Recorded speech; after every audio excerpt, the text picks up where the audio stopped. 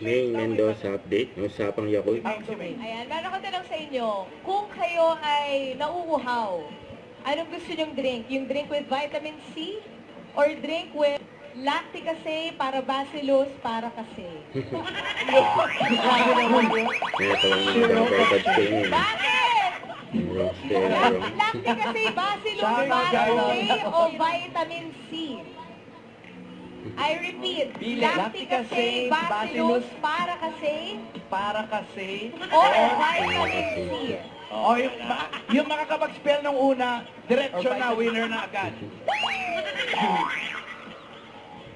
Wala. Vitamin C o Yakult? Then diretso na. Triple tayo naman yan. Yung tayo. Yakult na. Oh, pwede rin naman. Pwede rin. Nahirapan yan. Kaya na yan, girls. Matagaw to. Para Sabi ng mga babae, ba't tayo sumali dito? Bakit ulo dito? Spelling bee pala. Wala naman nagtatanong ano, Si spelling Honey. Vitamin Si Honey, ang sagot ay Yakult. Bali yung mga sumagot na Yakult, bibilangin po yung 8 billion na lactic acid para kasi. Okay? Yakult. Yakult.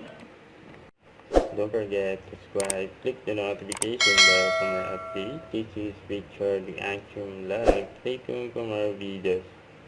See ya.